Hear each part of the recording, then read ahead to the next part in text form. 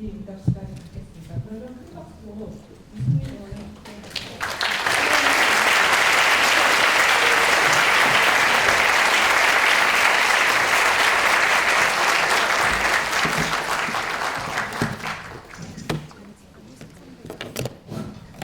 예, 여러분 안녕하십니까. 이승민입니다.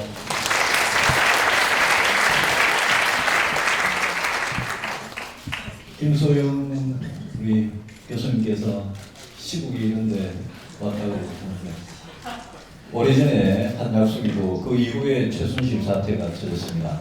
그래서 강의를 해야 되냐 말아야 되냐 상당히 좀 고민을 하다가 여러분들한테 약속을 했고 또 공지가 되고 이래서 그냥 왔습니다. 저를 보시면 새누리당 국회의원입니다. 요즘 욕도 많이 얻어먹고 그리고 저한테 아마 정치 관련해서 질문하실 것도 굉장히 많으실 것 같아요. 어제 또 트럼프 대통령이 돼가지고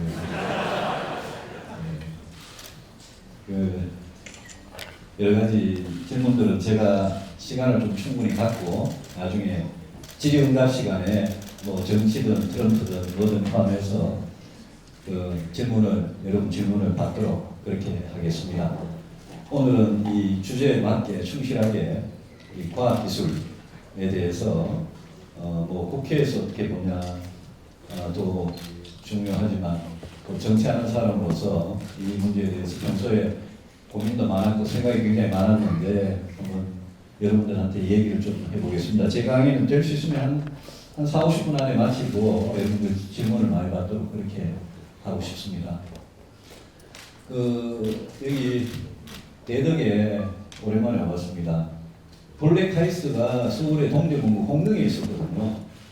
홍릉에 아마 있을 때 여기 교수님들은 계셨을 것 같고요. 여러분들은 홍릉 어딘지 지금도 경영대학원이 아마 거기 있는 걸로 알고 있는데요. 저는 바로 그 옆에 그 산림청 임업시험장인가 그 중간에 있고 그 옆에 KDI가 있고 그 뒤에 키스트가 있어가지고 저 KDI 13년 근무할 때 점심만 먹으면 맨날 그 키스트까지 한 바퀴 갔다 오고 이래가지고 저는 키스트와 카이스트가 늘 이웃사촌 같습니다. 특히 우리 키스트와 카이스트는 우리나라 과학기술뿐만 아니라 우리 대한민국의 발전을 이끌었던 정말 여러분들 자부심을 가져서 좋을 그런 아주 대한민국의 중추적인 그런 국가기관입니다. 여러분들한테 와가지고 한번 강의를 꼭 한번 하고 대화를 하고 싶은데 오늘 이런 기회를 가져서 정말 기분이 좋습니다. 저는 오늘 과학기술 혁신성장과 정치의 역할 이렇게 제목을 했는데 저는 원래 경제학 공부하는 사람입니다. 경제학을 공부를 하다가 KDI라는 연구소에 한 13년 있다가 2000년에 정치권에 왔습니다. 당시 야당이던 한나라당의 여의도 연구소장으로 와가지고 그건 뭐 연구소라고 그럽니다만 여기에 있는 연구소가 큰 연구소가 아니고 정당의 한 구석에 방 몇 개 있는 조그마한 연구소였는데 거기 연구소장으로 정치권에 들어오게 되고 지금 4번째 국회의원을 하고 있습니다.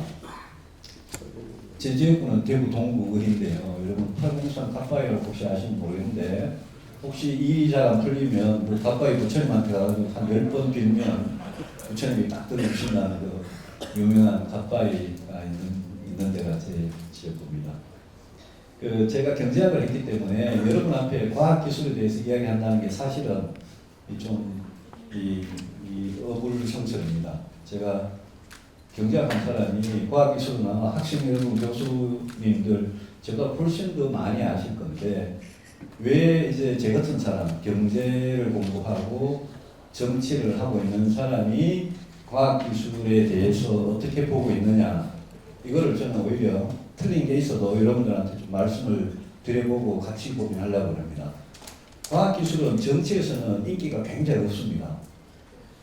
무상급식 예산을 하거나 누리과정 어린이 보육 예산을 하거나 이런 거는 저희들도 이게 표로 연결되는 소리가 들리는데 과학기술같이 정치적으로 인기 없는 거는 예산을 배정할 때 늘 제일 마지막으로 쳐집니다. 그런데 국가적으로는 과학기술의 발전만큼 중요한 게 없는데 정치적으로는 인기가 없는 그런 과학기술에 대해서 앞으로 대한민국이 어떻게 해야 되는지 제 입장에서 한번 말씀을 드려보겠습니다. 이게 이 폰트가 아니었는데요. 여기 카이스트 가지고 방금 바뀌었습니다. 제가 갖고 온 폰트는 여기 먹질 않더라고요. 경제위기.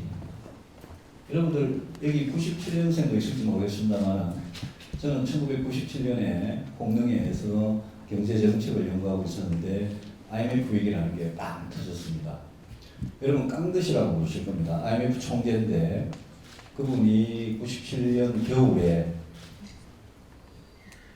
우리 대한민국의 공항에 김포항에 내려가지고 마치 점령군 같이 와가지고 달러를 우리나라에 빌려서 우리나라가 외환 보유고 바닥에 나가지고 우리가 IMF에 돈을 빌렸습니다. 부재 운용을 받았습니다. 나라가. 그 IMF 위기가 97년에 터졌는데 97년, 98년, 99년, 2000년까지로 제가 잡는 게 거의 아무리 짧게 잡아도 2000년까지는 그 위기가 그대로 이어졌습니다. 실업자가 넘쳐나고 노숙자가 넘쳐나고 기업들이 도산하고 큰 기업이 도산하니까 중소기업들이 같이 그냥 무너지고 30대 재벌 중에 저 당시에 30대 재벌 중에 절반이 저때 무너졌습니다. 30대 재벌 대기업 중에 절반이 부실로 되니까 그 재벌 대기업들하고 하청 관계에 있던 협력 관계에 있던 그 많은 중소기업들은 어떻겠습니까? 저때 수많은 사람들이 개인이나 기업이나 파산을 하고 저때 우리나라 경제가 그냥 구조적으로 그냥 완전히 한번 큰 병을 앓고 뒤틀렸습니다.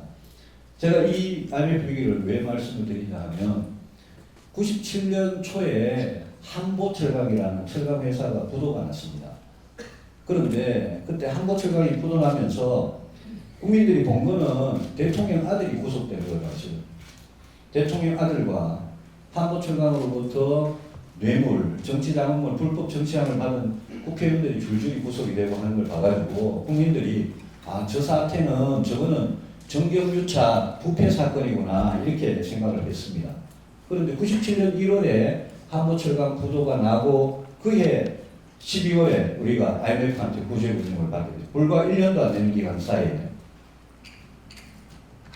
지금 최순실 국정농단 사태가 터져가지고 여러분들도 분노하고 온 나라가 지금 이러고 있습니다만 여러분들 이 사건을 정말 대통령과 헌법민주공화국을 규정한 헌법을 파괴한 대통령과 최순실이라는 사람과 그 주변에 말도 안 되는 그런 행동을 한 사람들의 비리, 부패, 법위반 이렇게 보고 계시겠지만 그 맞습니다. 당연히 고쳐야 되고 책임져야 되고 진실을 밝혀야 되고 맞는데 제가 자꾸 무슨 데자비 비슷하게 오버랩이 되는 거는 97년 1월의 상황입니다. 그 당시에 대통령 아들이 구속되고 한보철강 부도에서 시작해서 여러분 진로, 뉴코아, 대농, 기아차 줄줄이 그냥 불구실이 되더니 결국은 요즘 다시 말썽 피우고 있는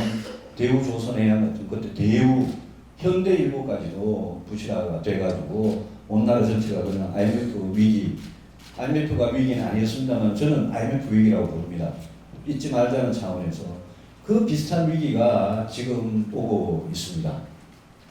우리 조선 해운 부실, 석유화학 철강, 삼성전자까지 현대기아차까지 거기에다가 부동산과 가계부채가 어떻게 될지 모르고 거기에다가 여러분 트럼프까지 이제 등장했습니다. 트럼프가 고립주의, 미국 우선주의, 보호주의를 더하겠다 해가지고 한미 FTA를 만약 재협상하자고 나오면 그러면 한미 FTA로 혜택을 보고 있던 우리나라의 많은 산업들이 굉장히 큰 타격을 받을 가능성도 없진 않습니다. 미리 우리가 이런 거 그냥 땡겨야 할 필요는 없습니다만 트럼프 대통령 당선자가 캠페인할 때 한미 FTA를 걸피라는 그냥 예로 들면서 한미 FTA 때문에 미국의 일자리가 사라지고 우리가 이런 손해를 보고 이런 이야기를 많이 했기 때문에 지금 태평양 연안국가 12개가 하고 있는 TPP는 이미 제가 보기에는 상당히 어려운 거 아닌가 싶고요. 그 전에 우리가 미국하고 맺어놨던 한미 FTA도 어떻게 될지 모릅니다. 우리나라가 수출 수입을 더한 숫자 나누기 GDP 한 게 무역 의존도인데, 대외 의존도인데 그게 90%가 넘는다는데요. 만약 거기서 뭐가 터지면 그거는 이제 우리 경제도 굉장히 충격을 받게 되는 거죠. 그래서 여러 가지 징후로 보면 97년 1년 동안 우리가 그 큰 위기가 오는 줄 모르고 어리석게 당했던 그때하고 굉장히 비슷한 상황이 지금 전개되고 있는 거 아닌가 이렇게 생각하고 저는 계속 여기에 대해서 우리가 철저하게 대비해야 된다 그러고 있는데 실제 우리가 잘 대비하고 있는지 모르겠습니다.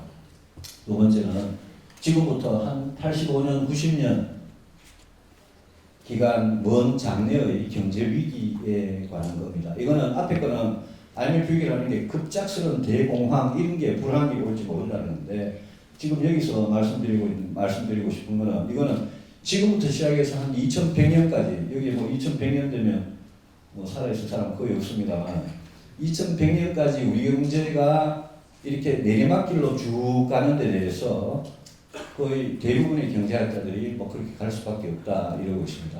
2040년쯤 되면 앞으로 25년 후 2040년쯤 되면 한 1% 성장할까 말까 2060년쯤 되면 마이너스 성장으로 갈 거다라고 전망을 하고 있고 그보다 약간 더 비관적인 전망은 5년마다 1%씩 지금 내려가고 있다.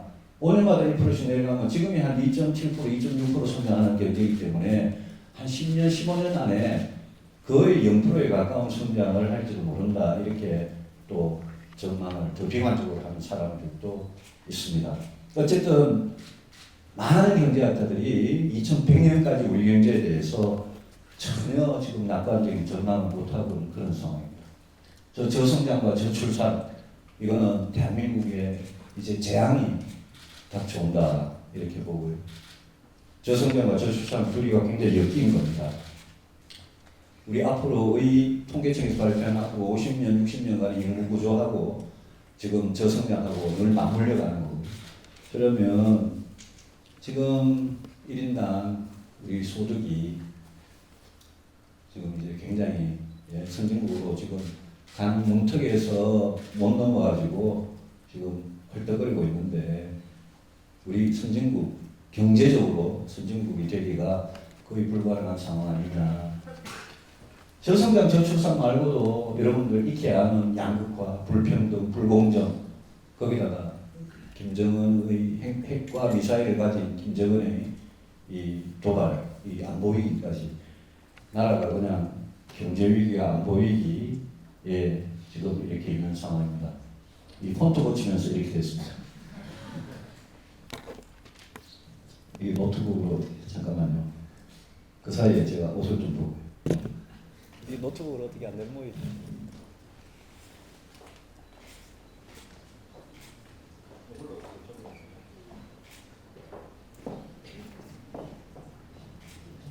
그래서 제가 여러분한테 혁신 성장을 해야 되고 우리 카이스트가 이 혁신 성장의 중심에 서야 된다 이 말씀을 좀 드리고 싶습니다.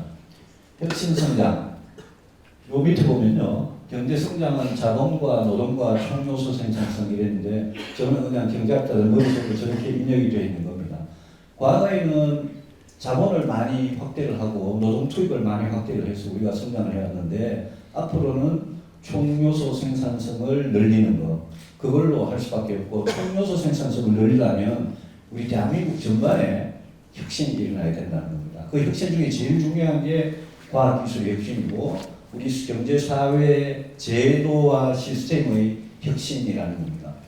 여러분 과학기술을 하시니까 아마 이 사람은 잘 모를 건데요. 고등학교 때 사회시간에 이런 나오는 거 있습니다. 조지 슈펜베르터 이분이 강조하는 게 혁신과 창조적 파괴라는 것과 그 다음에 기업가라는 걸 강조했습니다. 저분은 자본주의가 아주 오랜 기간 발전하면서 자본주의가 어떻게 발전하느냐, 시장 경제가 어떻게 발전하느냐에 대해서 제일 중요하게 이노베이션과 크리에이티브 디스트럭션과 안트레프레너십이라는 것을 강조를 했습니다. 여기에서 이노베이션에서 제일 중요한 게 이제 여러분이 하시는 과학기술이고요. 창조적 파괴에서도 제일 중요한 게 여러분이 담당하시는 과학기술입니다. 마지막으로 이 안트르프레너라는 거는 여기에 왜 과학자라고 사이언티스트라고 안 그러고 왜 기업가라고 그랬을까?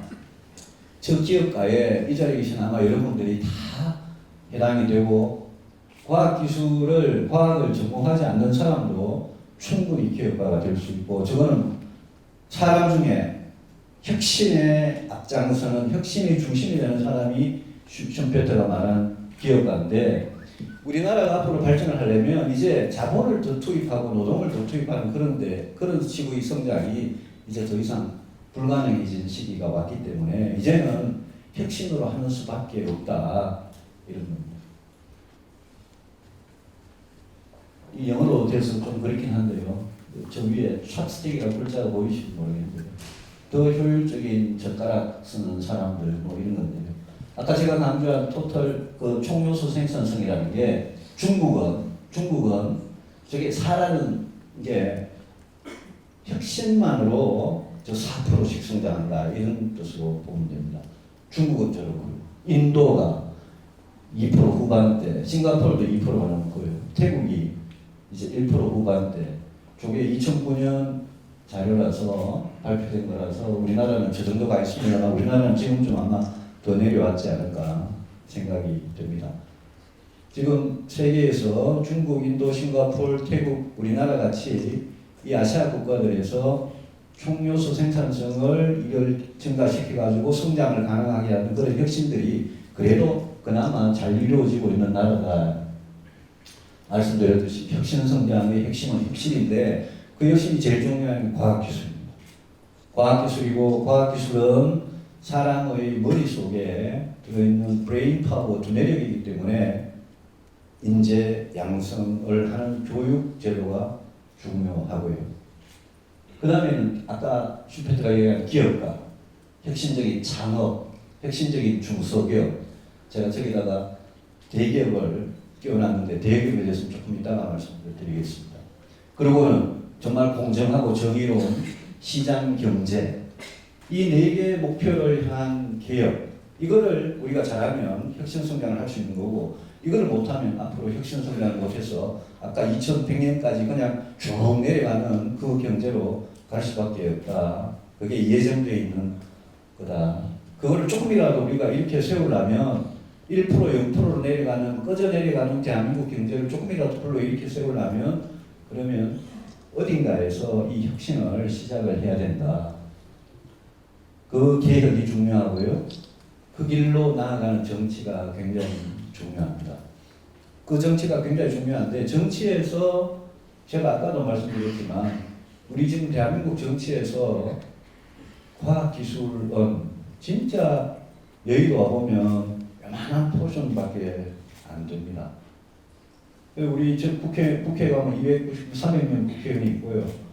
청와대가 있고 큰 정부가 있고 그런데 정부 전체에서도 이 과학기술 혁신 이 분야가 앞으로 우리가 먹고 살 분야임에도 불구하고 국민도 크게 관심 없고 정치권에서도 크게 관심 없는 그런 문제에 우리가 지금 봉착해 있습니다. 대기업에 대해서는 지금 재벌들은 우리나라 재벌들은 1세 기업가들 저는 1세에 대해서는 제가 기업가라는 말을 붙여주는데 2세, 3세, 4세부터는 제가 기업가라는 말을 못 붙여주겠습니다. 지금 재벌들 3, 4세 회장으로 혁신이 가능할까? 이게 테슬라 자동차입니다. 앞에 인진이 다 없어지고 여러분 이거 타보셨어요 혹시? 저는 최근에 가본 적이 없어가지고 제 친구들 탄 사람들한테 이야기만 많이 들었는데요. 가면 꼭 미국 가면 저거를 렌트하고 택시도 꼭 저걸 타고 싶어 하거든요. 앞에가 저 트렁크고요. 내연기관 대신에 쪽에는 애플 아이패드 같은 그런 화면을 터치를 해가지고 차가 그냥 간답니다. 모터와 제어기가 있고요. 이게 이제까지 자동차가 우리가 지금 타고 다니는 자동차가 그냥 무슨 발전소 하나를 그냥 갖고 다니는 자동차라면 저거는 이제 컴퓨터에다가 그냥 컴퓨터만 싣고 다니는 자동차인데요. 이미 미국에는 그냥 많이 돌아다닙니다. 많이 돌아다니고 저게 처음에는 좀 여러 가지 문제가 있었는데 지금은 1시간 충전하면 500km 가까이 주행할 수 있고 저게 인공지능 센서와 빅데이터 인공지능으로 기술이 계속 발전 중이고 6월 달에 그 자율주행하다가 사망사고가 있었는데 그럼에도 불구하고 그냥 계속 더 하고 있고요. 중국의 생전에 가면 BYD라는 전기자동차 회사가 있는데 테슬라를 급속하게 쫓아가고 있습니다. 제가 이야기를 갑자기 왜 하냐면 우리나라 현대 기아 자동차 특정 회사 이야기를 해서 좀 그렇습니다만 현대 기아 자동차가 테슬라나 BYD보다 어떻게 보면 더 빠르게 혁신을 했어야 되는데 우리는 저차 수입도 지금 늦고 개발도 늦고 한국 자동차 산업이 그래가지고 위기에 처한 지금 뭐 자동차 몇 대 더 팔리고 덜 팔리고가 문제가 아니라 자동차 산업이라는 것 자체가 개념이 그냥 바뀌고 있는데 우리는 저기 못 따라가고 있다는 겁니다. 왜? 재벌이 하는 그 자동차 산업을 우리 정부도 같이 한 몸이 돼가지고 너무 보호를 해주고 새로운 혁신은 안 하고 정부도 안 하고 기업도 안 하고 혁신하려고 그러면 정부 예산이나 달라고 그러고 이래가지고 우리 지금 저거 미국이나 중국보다 훨씬 더 뒤처지는 그런 단계에 있습니다. 그럼에도 불구하고 저희들 같은 이렇게 문외한이 보기에 길을 찾아가려는 그런 노력들은 하고 있습니다. 우리 박사님들이 또 공대 교수님들이 학생들이 하고는 있습니다. 최근에 특히 고민들 많이 하고 길을 찾으려는 그런 노력들을 하고 있습니다. 이거는 서울대 공대 교수님들이 쓴 책 다 아마 학생들은 다 보셨을 것 같은데 저도 봤습니다. 저도 봤는데 사람마다 교수님들마다 쓴 저자들마다요 각자마다 결론이 조금 다르고 헷갈리기는 하고요. 전통 주력 산업 하시는 분하고 약간 첨단 산업 하시는 분하고 결론이 다르긴 하고요. 또 기초연구 하시는 분들은 저기 별로 안 쓰셨는데 또 다르기도 하고 과학 하시는 분들도 좀 다르긴 한데 고민은 있었습니다. 우리 이대로 가면 다 죽는다. 이 고민은 저 책 안에 충분히 있었습니다. 50년 동안 뭐 패스트 팔로우를 아주 빠르게 쫓아가는 추격자로 우리가 성장을 하다가 이제는 그 전략이 이제는 더 이상 안 맥힌다. 그래서 무슨 개념 설계도 해야 되고 원천 기술도 가져야 되고 그런 데 관한 고민들을 이거는 9월로 기억되는데요. 연구자 글씨가 작습니다. 연구자 주도 기초연구 지원 확대를 위한 청원서라는 것을 기초연구 하시는 과학자들이 저는 청원서를 국가에다가 제출을 했습니다.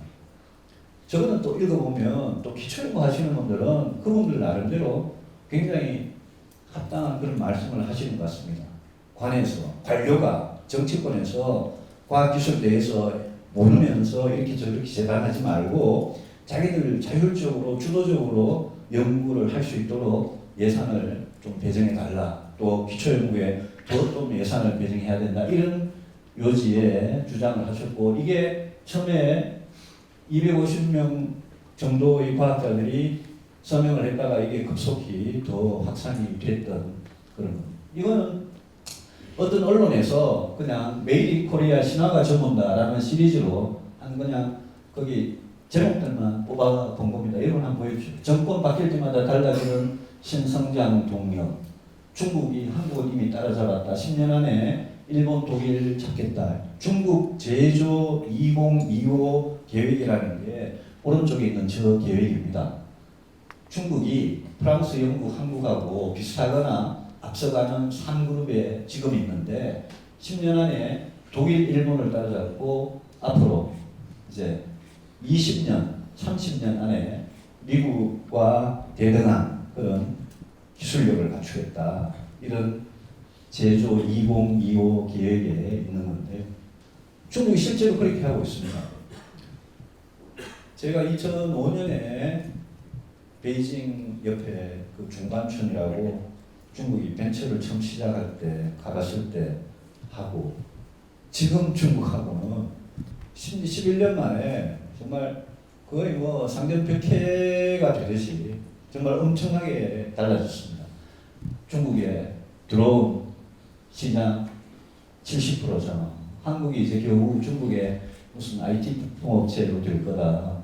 근데 우리는 아바타가 인기를 끄니까 3D 내놓고 알파고 바둑 이기니까 갑자기 AI 정책을 해놓고 우리 굉장히 허둥지둥거린다. 그런 저거는 메이드 인 코리아 신화가 전문하는 뭐 언론사 특정 언론사에서 저는 시리즈를 했는데 여러분 꼭 한번 읽어보십시오. 과장도 있을지 모르겠습니다만 꼭 한번 읽어보시기 바랍니다. 이것도 뭐 비슷한 그 시리즈입니다. 인천대교 짓는데 핵심 기술은 전부 다 들여온 거다. 가스터빈도 마찬가지다. 그런 이야기들입니다. 정부 국가가 R&D를 하는데 지금 19조 원을 쓰고 있습니다. 19조 원을 쓰고 있는데 국가 R&D를 하는데 영국, 미국은 70% 정도 사업화에 성공하는데 우리는 너무 좀 저조한 거 아니냐 뭐 이런 이야기들입니다.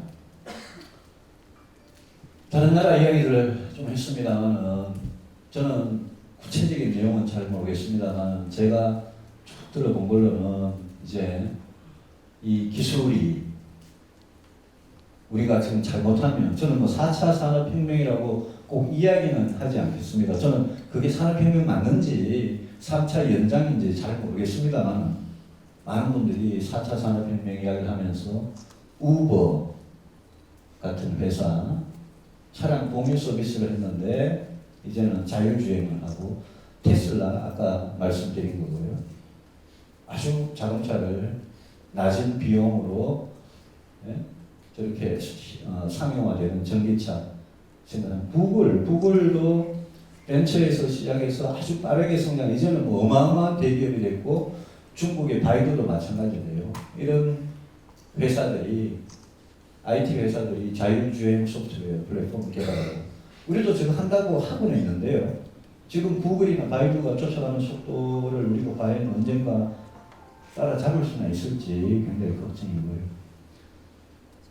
이거는 뭐 여러분들 잘 아는 빅데이터 전문가들한테 이야기를 들어보면 인공지능이라는 게 빅데이터하고 이렇게 연결이 된다는 거고요. 그 다음에 이게 정밀 의료에도 이렇게 된다는 겁니다.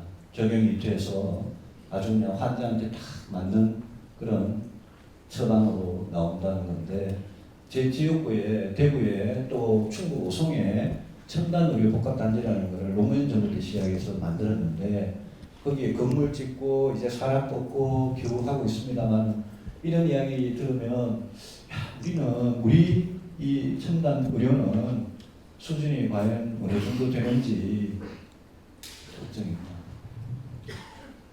텐센트, 센전인 텐센트의 저걸 보면 이 숫자가 이쪽은 한 10배나 큽니다. 이쪽은 빌리언 달러고요. 저쪽은 오른쪽은 조 원인데 카카오하고 다음이 합병해가지고 겨우 지금 시가총액이 5조 원, 4조 9천억 원입니다. 원대인데 저거는 264가 지금 빌리언 달러니까요. 저게 한 우리 돈으로 한 300조 원 가까이 되는 겁니다. 중국에 늦게 시작한 텐센트라는 IT 기업이 시가총액이 저렇게나 된다는 겁니다. 바이두도 우리 네이버가 한 2,400명, 바이두는 직원만 48,000명이고요. 여기도 구글이나 따라가려고 엄청나게 하고 있습니다. 이거는 페이스북이 사람을 얼마나 빨리 뽑았냐 보시면요. 2007년에 페이스북이 150명 종업원이 그랬는데 지금 딱 10년 후에 14,495명, 14,500명. 올해 상반기에만 1,800명을 더 뽑았는데 이 1,800명 뽑은 사람들의 연봉이 한 2억 수준이랍니다. 이 페이스북이나 저런 회사들이 커져가는 걸 보면서 우리가 어떻게 해야 되냐에 대해서 고민을 하게 됩니다. 저는 경제를 공부했습니다만은 경제학자들도 IMF 위기가 왔을 때 20년 전에 경제학자들도 좀 제가 경제학을 했으니까 이런 이야기를 드려도 좀 덜 신뢰가 될 것 같아요. 그때 진짜 멍청하게 한 생각 많이 했습니다. 위기가 오는지 잘 몰랐습니다. 그래서 정부에서 저희들 같은 국책연구소에서는 정부에서 뭐 딴 일 시키면 막 아주 뭐 장밋빛은 사진 그리고 앉아 그러다가 그냥 IMF 위기를 맞았습니다. 진짜 맞은 겁니다. 과학을 전공하시는 분들도 우리 과학이 나아가야 될, 과학 기술이 나아가야 될 방향에 대해서 제가 아까 기초연구 하시는 분, 응용연구 하시는 분, 또 약간 전통적인 산업 쪽에 기술 하시는 분하고 약간 첨단 쪽에 하시는 분하고 생각이 많이 다르거든요. 그래서 저는 지금쯤이면 정부에다 맡기지 말고 우리 대한민국의 이 지성이라는 그런 분들이 진짜 나라가 나아갈 길에 대해서 경제 경영을 하신 분이나 과학을 하신 분들이 모여가지고 대원정이라고 표현했습니다만 정말 좀 길을 찾아갔으면 좋겠습니다. 아까 축제 시간이라는 책이 그런 노력의 아주 시작이었습니다만 그 책에 보면 결론은 없습니다. 이렇게 하면 된다라는 이야기는 사실 별로 없습니다. 그래서 이 문제에 대해서 우리가 지금이라도 뭔가 길을 찾아놓지 않으면 앞으로 10년 후, 20년 후는 이제 더 깜깜해지지 않냐 이렇게 생각을 합니다. 그래서 마지막으로 제가 그러면 정부나 정치는 이 과학기술 발전, 혁신 성장에 대해서 뭘 어떻게 하면 좋겠느냐 제 그냥 생각들을 한번 말씀을 드려보겠습니다. 제일 중요한 질문들이 이런 거 아닌가 싶습니다. 지금 국가 R&D를 19조 원을 쓰고 있는데 19조 원 국가 R&D 이게 작은 돈은 아닙니다. 정말 제대로 쓰이고 있나에 대해서 점검하는 게 필요하다. 국가출연연구소, 저도 KDI 출신이고요. 아까 키스도 말씀드렸고 여기 에트리도 있고 수많은 국가출연연구소들이 이 공개에 있습니다. 국가출연연구소라는 이 시스템, 이게 지금 있는 시스템이 이대로 가도 괜찮냐에 대해서 저는 분명히 짚고 넘어가야 된다고 생각을 합니다. 그리고 여기 대학, 저는 포스텍도 몇 번 가보고 서울공대도 가보고 했습니다만 카이스트에 와서 대학에서 우리 대학은 왜 미국의 실리콘밸리에 있는 스탠포드 같은 대학이나 아니면 중국에서 혁신을 이끌어가고 있는 그런 대학이나 우리 대학들은 왜 그런 혁신을 못하고 있냐. 이게 내부의 문제는 무엇이며 바깥의 문제는 뭐냐에 대해서 좀 짚어봐야 되겠다. 그 다음에 이제 혁신적인 아이디어와 기술을 가지고 창업하는 단계에 있는 스타트업이나 저도 들어오면서 보니까 여기도 스타트업이라고 이렇게 붙인 그 건물이 하나 있던데 스타트업과 뭐 이게 벤처가 옛날에 김대중 정부 때 벤처라고 그러다가 요즘 뭐 스타트업이라고 그러는데 저도 제가 스타트업 하시는 분들 전문가들랑 직접 하시는 분들한테 스타트업하고 벤처가 뭐가 다릅니까? 이러니까 글쎄요 이러면서 답은 잘 안 해주시는데 하여튼 벤처 그 다음에 뭐 우리가 어느 정도 성숙된 그런 희망 챔피언 이거를 도대체 어떻게 도와드리면 되냐 이런 질문들에 대해서 뭔가 정치인들이나 관료들 말고요 미래창조과학부나 뭐 무슨 교육부나 이런데 관료들 말고 좀 우리 미래를 걱정하는 그 과학기술자들 경제학자들 이런 분들이 좀 모여가지고 길을 좀 제시를 해 주셨으면 좋겠습니다. 미국 정부는 안 하는 것 같아요. 미국이 무슨 자유시장 경제다 이러면서 마치 뭐 안 하는 척 하는데 미국도 정부가 엄청나게 하더라고요. 다파라고 이러고 하십니다. 제가 국방위원회 8년에서도 다파는 좀 압니다. 우리나라 같은 방위사업청 같은 건데 미국에서 미국 국방부 밑에 있으면서 군사기술을 연구하는 데인데 저 사람들이 많은 군사기술인데 저기서 여러 인터넷이 처음 생깁니다. 달파 저게 D 빼고 알파 넷 하는 게 인터넷의 원조입니다. 저기에서 엄청난 기술들이 생겼고 저기에서 기술 중에 우주하고 관련된 거는 따로 떨어져 나온 게 나사입니다. NSF는 내셔널 뭐죠? 저게 사이언스 펀드입니까? 파운데이션. 예. 연구재단 저런 데서 저거는 전부 다 국가가 하는 겁니다. 미국은 저런 데서 일관되게 대학의 어떤 원천기술 R&D를 지원하고 미국의 무슨 공무원들이 우리나라 공무원들 같이 그렇게 간섭하거나 자주 자리를 비우거나 이동을 해버리거나 그렇지 않다. 구글이 그런 사례가 아주 전형입니다. 지금부터 23년 전에 달파하고 NSF하고 나사가 스탠포드 대학에 연구비를 조금 지원해가지고 98년에 창업하고 불과 6년 만에 2004년에 IPO를 했고요. 그리고 검색 엔진 하다가 지금은 클라우드, 빅데이터, AI, 자율주행 이래가지고 세계적으로 엄청난 그냥 기업이 됐습니다. 여기에서 미국 대학 창업, 벤처 캐피탈, 민간 투자 적극적으로 경영에 관여를 하고 성장 후에는 이미 대기업이 된 구글이나 애플이나 이런 데서 아주 좋은 스타트업은 제값 주고 우리나라 같으면 뭐 한 5억 줄 걸 미국에서는 500억이나 1000억 주고 사준다는 겁니다. 저 생태계가 미국은 되는 거죠. 여러분 미국에서 저런 생태계가 되니까 에이 뭐 우리나라 저런 거 되겠어. 미국은 워낙 우리보다 앞서가니까 그랬겠지. 그래 생각하시면 절대 안 되는 게 우리보다 한때 못하던 중국이 지금 미국 저거를 그대로 거의 가져와 가지고 그대로 하고 있습니다. 성공적으로 하고 있습니다. 그래서 우리가 지금 늦었다고 절대 생각할 게 아니라 미국하고 중국에서 일본이나 독일보다 전통 제조업 기반으로 경쟁력을 갖고 있는 독일이나 일본보다 지금 새로 ICT나 새로운 기술에서 아주 혁신적인 창업과 성공적인 기업을 일으키고 거기서 엄청난 고용을 일으키고 하는 여기에 미국, 중국을 하고 있는데 우리나라 대한민국 국민같이 똑똑하고 그런 국민들이 이거 못할 리가 없습니다. 그건 뭐가 잘못돼서 이제까지 안 되느냐. 그거 찾아내는 게 저는 굉장히 중요한 일이라고 생각하고 그거는 저같이 정치하는 사람은 못 찾습니다. 그거 여러분들이 찾아주셔야 됩니다. 찾아주셔서 저희들한테 좀 가르쳐 주셔야 됩니다. 중국 저는 여기 창업 1세대라고 적었는데요. 창업 1세대 저는 굉장히 중요하다고 생각합니다. 우리나라 재벌 회장들 3세, 4세는 실리콘밸리나 중국에서 일어나고 있는 이런 혁신 스타트업의 생태계 이런 거하고는 저는 안 맞다고 생각합니다.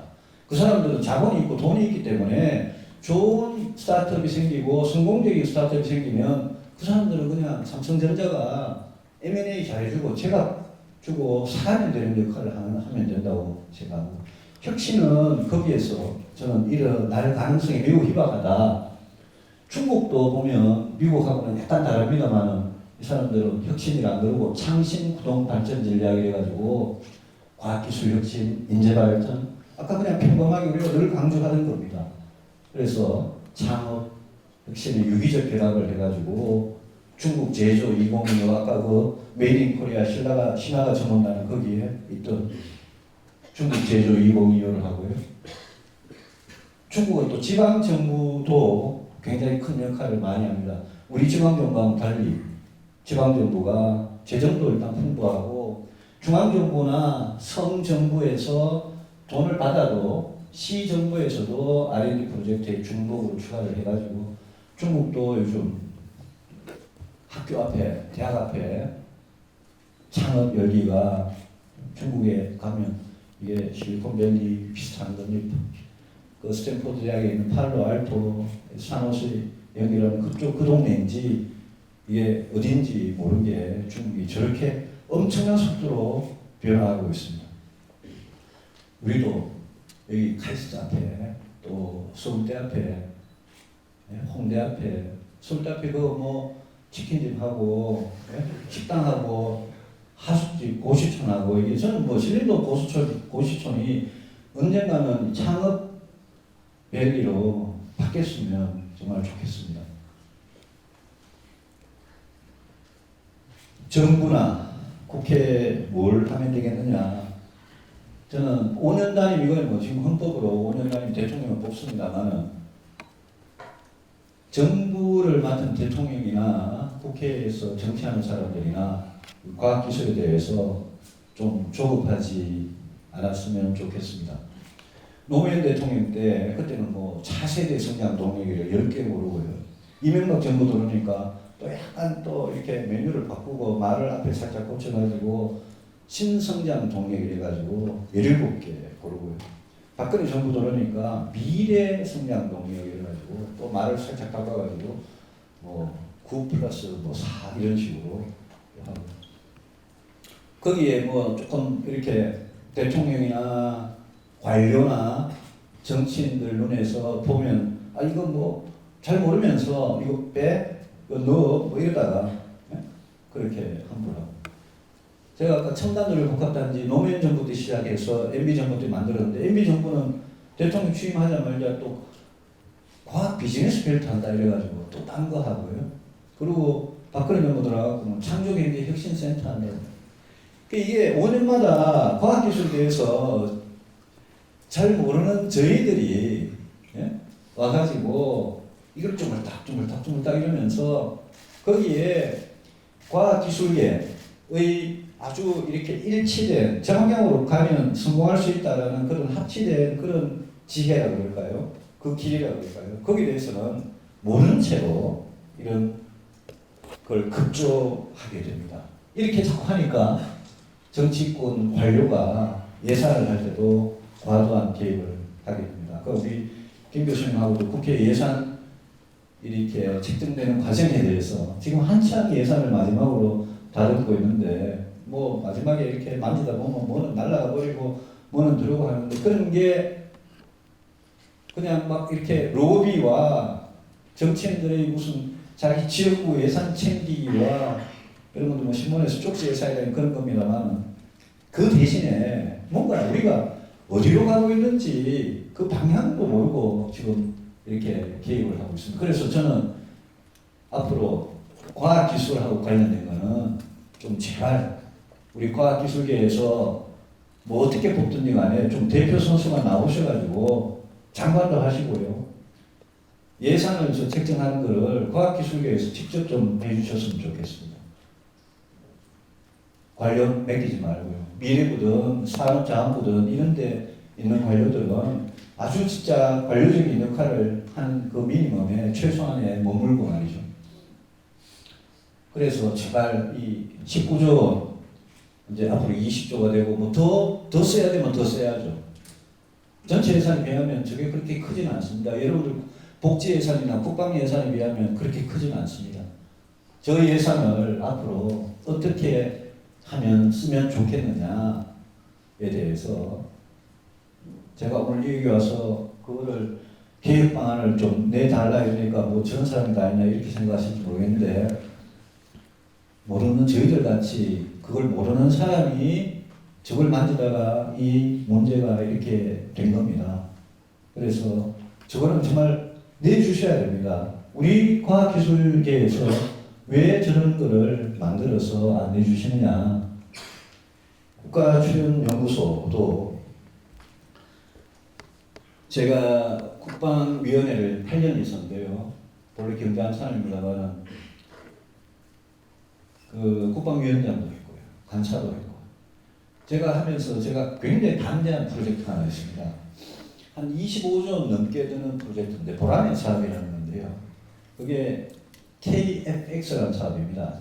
그러니까 우리 공군의 주력 전투기를 우리 손으로 만들자 이래가지고 사천에 있는 카이 한국무주항공하고 여기에 있는 ADD 이런 데에서 그다음에 항공우주 쪽에 이제 항공 쪽에 그 교수님들 이런 분들이 이제 주장을 해가지고 이 보라매 전투기를 우리 지금 F-16을 대체하는 차세대 전투기입니다. 이거를 여러분 FX라는 거는요 요즘 뭐 F-35를 잘 들었니 못 들었니 F-35라는 거는 사기로 결정을 한 거고요. KFX라는 거는 우리 손으로 그거를 개발을 한 겁니다. 그 사업에 대해서 저는 굉장히 좀 반대를 했습니다. 왜냐하면 25조 원 들여가지고 그렇게 시큰 개발했다고 만약 그 전투기가 미사일이 발사가 안 되고 예? 제대로 성능이 전투하는데 성능이 안 되면 어떡하냐 이 자신 있냐 이러니까 자신 있다고 그러시는데 그 중에 제일 핵심적인 게 A사 레이더라고 전투기에 장착하는 레이더가 있는데 그 레이더는 우리 지금 기술로는 만들지를 못합니다. 한 2025년까지도 제가 보기에 만들기 쉽지 않을 것 같습니다. 그 결국 그 못 만들면 A사 레이더하고 거기 있는 소프트웨어하고 또 무기 쏠 때 공대지 미사일, 공대공 미사일 쏘는 거 이거는 우리가 아마 사야 될지 모르는데 저는 우리 국책연구소에서 그런 연구 개발을 하는 거는 돈을 많이 들여야 된다고 생각합니다. 늘 평소에 마음껏 하시도록. 그런데 그거를 우리 손으로 직접 만들겠다라고 굉장히 좀 위험하고 리스키한 그런 결정을 하는 거는 저는 또 조금 반대를 했었습니다. 근데 제가 국책연구소 이야기를 하다가 이제 이런 말씀 드리는 거는 우리 국책연구소들이 키스트, KD의 뭐 사회과학 쪽이든 이공계 쪽이든 우리 국책연구소들이 그동안 역할을 많이 했는데 지금은 좀 이제 뭐라 그럴까요? 좀 이제 연세가 좀 많이 됐습니다. 그리고 너무 좀 하는 방식이 저는 좀 구식이라고 생각합니다. 그래서 지금 우리 국책연구소에서 예산을 1,000억이고 2,000억이고 이렇게 갖다 쓰는 이런 예산들을 종류도 뭐 지금 엄청나게 많은데요. 이거를 이제는 한번 큰 방향에 대해서 앞에서 큰 길을 찾는 그걸 찾아놓으면 그 길에 맞게 국책연구소를 쪼개서 대학에 붙이든 어떻게 하든 이 개혁 방안은 꼭 마련을 해야 된다고 저는 생각합니다. 그동안에 너무 좀 관료주의적으로 가는 측면이 있습니다. 이거 개혁한다면 제가 대덕이 와서 이 말 잘못하면 좀 서울에 곱게 돌아 못 갈 것 같은데요. 근데 저거 해야 됩니다. 그것도 저 개혁도 저는 우리 과학기술에 몸담고 계시는 분들께서 좀 해주셨으면 좋겠습니다. 대학이 아까 그런 말씀드렸습니다만 혁신과 창업의 주체로 역할을 좀 다 하고 저는 그 책에도 그런 얘기 많이 나오는데요. 저는 우리 이공계 교수님들은 그냥 우리 다른 인문대나 사회대나 이런 데 교수님들하고 완전히 다르게 이공계에서는 좀 그 교수님들한테 제일 연구하고 창업하고 지금 제가 말씀드린 이 혁신에 제일 잘할 수 있도록 환경을 그냥 만들어드리고 간섭 안 하는 게 제일 좋다고 생각을 합니다.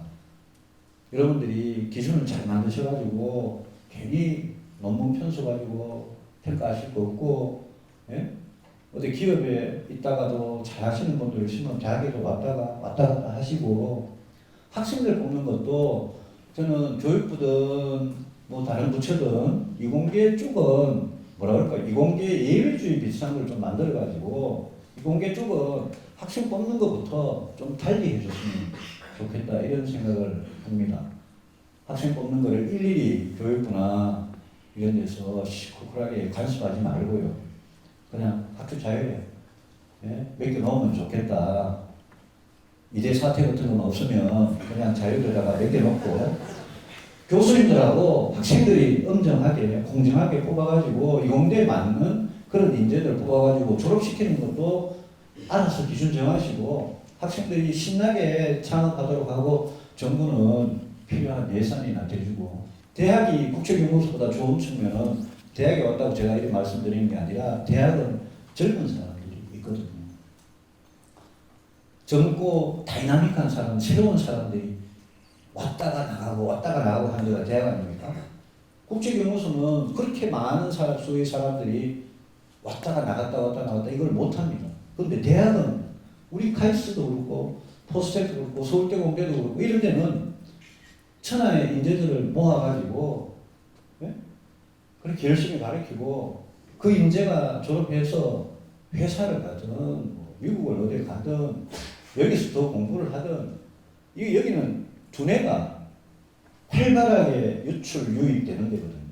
그러니까 여기에서 저는 대학에서 잘만 하면 혁신이라는 저게 가능한 중심이라고 생각하고 제가 아까 국책연구소를 무슨 쪼개는 한이 있더라도 대학의 연구에 갖다 붙여야 된다는 거는 그런 나름대로 좀 이렇게 저의 이렇게 생각이나 뭐라 그럴까요? 그걸 많이 느꼈다 그럴까요? 그런 측면이 있습니다. 그러고는 이 좀비 기업들은 정리를 해야 됩니다. 대우조선해양에 대해서도 얼마나 여러분 낸 세금이 그거다 많이 묶여 있습니까? 부실기업들한테 묶여 있는 돈이요. 저는 대기업뿐만이 아니라 벤처기업이나 중소기업들도 저런 거 많습니다. 그래서 대기업이고 중소기업이고 벤처기업 간에 완전 국민 세금들만 축내는 좀비 기업들 저건 과감하게 정리해야 됩니다. 저걸 정리해야지 좋은 데 쓸 돈이 생깁니다.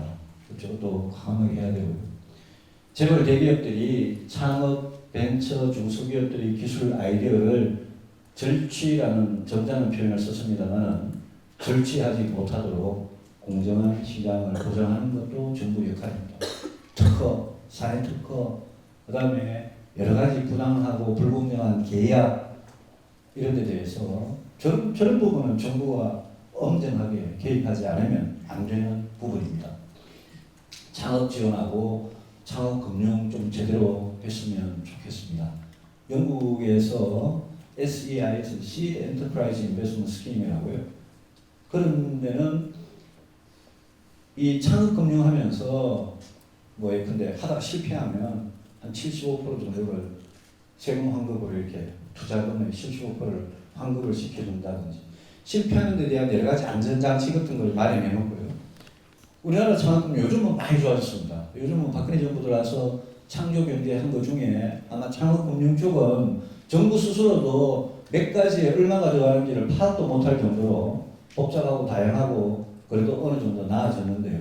처음에는 저 창업금융이라고 우리나라가 벤처캐피탈이라는 게 저게 거의 뭐 대부 업체 수준이었습니다. 지금은 그래도 많이 좋아졌는데 저거는 지금보다는 중국이나 아까 미국 제가 이야기한 그거 따라 붙으려면 지금보다 훨씬 더 좋아져야 됩니다. 돈도 더 가야 됩니다. 옛날에 재벌들을 키워가지고 우리가 경제가 성장할 때는 재벌들한테 시중금리가 뭐 10%, 15% 할 때 재벌들한테 뭐 2%, 3%, 4%대 특혜 금리로 여신을 제공한 거를 주로 여러분들 아버지, 어머니, 할아버지, 할머니가 저축한 돈을 은행이 받아가지고 은행이 그렇게 재벌들한테 특혜 금융을 줬습니다. 그러니까 그걸 받은 재벌들은 그 돈 장사만 해도 돈을 그냥 크게 벌 수 있는 그런 특혜 여신을 대출도 해주고 지급보증도 해주고 해줬습니다. 과거 우리 정부가 은행의 손목을 비틀어가지고 재벌들을 키웠듯이 저는 이 창업금융 이쪽에는 창업을 지원하고 투자를 하든 융자를 하든 창업금융 이쪽에는 저는 정부가 앞으로 상당 기간 동안 중국 정부나 미국 정부보다 더 좀 노골적으로 해줘야 된다고 생각합니다. 그렇지 않으면 창업이 할 수가 없습니다. 여러분들 친구들 중에 제가 아까 시민동 구시청 이야기했습니다만 우리나라에서 제일 똑똑한 젊은이들이 의대 가고요. 공무원 시험 보고 교사 그 다 중요한 직업들인데 제일 중요한 제일 똑똑한 사람들은 여기 저는 창업, 혁신 이런 쪽에 좀 왔으면 좋겠습니다.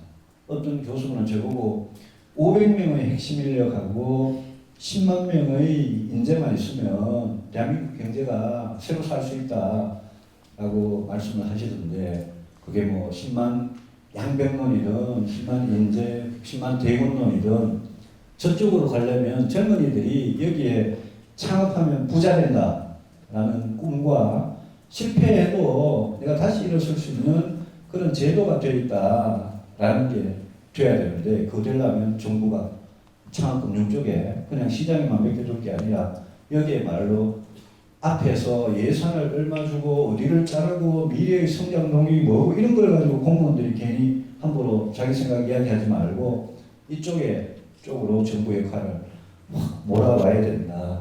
그래야지 할 수 있다. 이렇게 생각을 합니다. 제가 혁신 성장과 과학기술대에서 준비한 건 이 정도고요.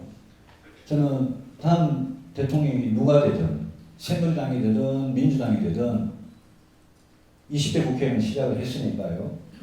다음 대통령 누가 되든 다음 대통령 초반에 우리 과학기술을 주도하시는 우리나라 과학기술을 주도하시는 분들이 또 거기에 우리나라의 경제 경영을 주도하시는 분들이 그냥 뭐라 그럴까요? 이렇게 서로 벽을 쳐서 서로 이렇게 분열적인 그런 목소리 하지 마시고 지금 내년 12월이 대선인데요. 아까 축적의 시간 같은 책이 저는 그냥 출발이라고 생각하거든요.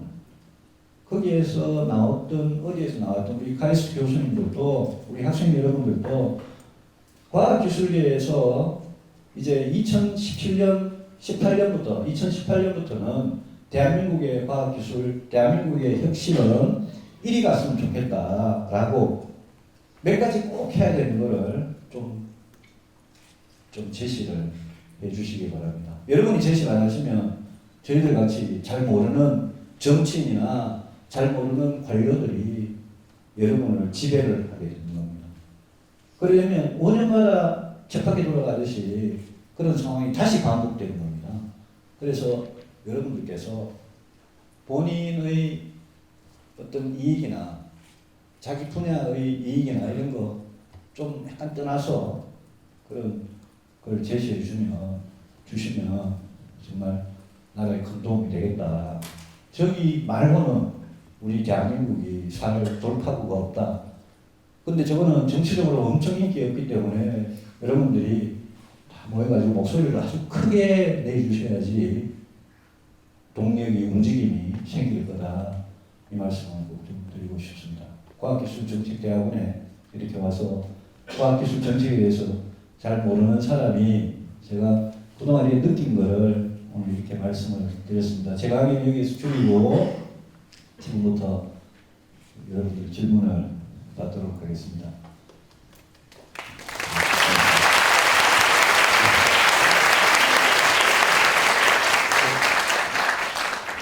예, 지금 손 드신 손반 드신 분. 목도리, 예. 안녕하세요. 저는 일산업권 이민재라고 하고요. 그 강연 도입 후에 뭔가 신자유주의에 기반한 그 개발 위주의 생태계 그리고 중소기업이 활약하지 못하는 그런 기업 생태계랑 또 이공계의 낮은 정치 참여, 정책 참여를 좀 혁신 성장을 못하고 있는 이유로 말씀을 해주셨잖아요. 저는 그 점에 대해서 굉장히 공감을 하고 앞으로 저도 노력을 해야겠다는 생각을 했어요. 그런데 이제 제가 생각하기에는 정치인, 특히 국회의원이 본인의 행보를 얘기를 할 때는 정책이나 법안 같은 실질적인 의정활동을 기반으로 하셔왔던 그 의정활동을 기반으로 얘기를 해야 된다고 생각을 하거든요. 그렇다면 유승민 의원님은 지금 제가 기억하기로는 2004년에 한나라당 비례로 된 다음에 사선을 내리하시고 계시는데 그 중소기업이 더 활약할 수 있는 생태계와 이공계의 정치 참여 그리고 연구 진흥을 위해서 어떤 법안을 발의를 하셨고 그 긴 기간 동안 그 다음에 이런 법안이 국회에서 발의가 됐을 때 어떤 찬반 표결을 던지셨는지 궁금합니다. 제가 법안을 이쪽에 발의한 거는 사실 별로 없어요. 별로 없는데 저는 과학기술을 하신 동료 의원님들 코치는 많이 받았습니다. 여기 대덕연구단지 출신도 계시고요. 무슨 뭐 기계연구원장 출신도 계시고 저는 뭐 그분들이 지금 국회에 계시는 분도 있고 안 계시는 분도 있는데 법안 발의라는 게 제가 이쪽을 잘 모르기 때문에 늘 공동 발의에는 제가 많이 참여를 했는데 제가 대표 발의한 거는 사실 과학기술 쪽으로 크게는 없습니다. 없고 그래서 뭐 그런 말씀을 하시니까 제가 이제 질문을 드리면서 속이 약간 뜨끔하긴 한데 앞으로 뭐 그런 중요한 법안이 있거나 하면 제가 같이 참여를 하고 또 저도 한번 또 지금 창업 금융에 대해서는 제가 법안을 좀 준비를 하고 있습니다. 왜냐하면 제가 창업 금융을 굉장히 강조했지만 창업 금융이 이제 그 제가 작년에 원내대표 때 그 크라우드 펀딩 그 법이 통과가 됐는데 창업 금융이 종류가 굉장히 여러 가지 있더라고요. 뭐 중기청이 하는 게 있고 신용보증기금이 하는 게 있고 기술신용보증기금이 하는 게 있고 또 이 뭐 시장에서 좀 있는 펀드들도 있고 그래서 제가 아까 말씀드린 저 창업 금융의 국가의 역할을 훨씬 더 좀 확대하는 그런 법을 기존에 있는 이 기관들 중기처부터 시작해 여러 가지 신보, 기보 이런 기관들을 어떻게 좀 조정하면 좋겠느냐 그 부분은 제가 좀 고민하고 있습니다. 더 열심히 하겠습니다. 네, 앞에 하세요. 네, 안녕하세요. 건설 및 환경공학과 1공학번 최종수라고 합니다. 예, 아까 R&D가 정부 R&D가 19조로 적지 않은 돈이라고 하셨는데 사실 우리나라 같은 경우에는 다른 선진국과 마찬가지로 민간 R&D가 훨씬 많잖아요. 특히나 GDP나 인구 대비로 봐도 GDP가 굉장히 높은 나라로 알고 있는데 그렇게 R&D를 많이 투자함에도 불구하고 저성장, 그러니까 민간까지 합쳐서 정부 말고도 그렇게 많이 투자함에도 불구하고 이제 실제적으로 이제 우리가 느끼기에 그렇게 많이 성장한 것 같지 않다라고 느껴지는 이유가 뭘까에 대해서 질문드리고 싶고요. 또 한 가지는 이제 과학기술 발전에 대학의 역할이 중요하다고 강조하셨는데 사실 거기서 굉장히 중요한 것 중에 하나가 병역특례에 대한 논의가 얼마 전에 크게 있었잖아요. 그것도 굉장히 중요하다고 생각을 합니다. 그래서 병역특례, 이공계 병역특례 문제와 이공계 병역특례를 했을 경우에 이제 국방개혁 2020이라던가 국방과의 이제 이해충돌에 대해서 어떻게 생각하고 계신지 얘기를 들어보고 싶습니다. 그 민간 R&D를 많이 한다는 그 부분은 거의 대부분이 민간 R&D나 큰 기업들이 한 게 숫자 합치면 그렇게 될 겁니다. 그 큰 기업들이라는 게 우리 경제를 그동안 이끌어 왔던 주력 업종들입니다. 뭐 반도체, 휴대폰, 예? 자동차, 석유화학, 조선, 철강 이런 쪽에 그 큰 기업들 이 이제 R&D에 쓴 돈이 민간 R&D가 정부 R&D보다 훨씬 큰데 저도 사실 민간 R&D가 그렇게 많다 그러면서 그 R&D가 어디 가가지고 이렇게 성장의 힘이 왜냐하면 그 주력 업종들이 지금 수십 년 동안 우리 경제를 이끌어오던 뭐 선도 업종이라고 그러죠. 주력 업종들이 지금 망가지기 시작하고 있거든요. 그래서 그 R&D 숫자라는 게 뭐 R&D 숫자 안에 뭐 집 짓는 것도 들어가고 기계사 장비 사두는 것도 들어가고 인건비도 들어가고 뭐 별게 다 들어갈 겁니다만 좀 민간 R&D도 그 재벌 대기업들이 진짜 혁신을 하는 쪽으로 효과 있게 연결이 되는 그런 측면에서 상당히 부족하지 않았나 생각이 들고요.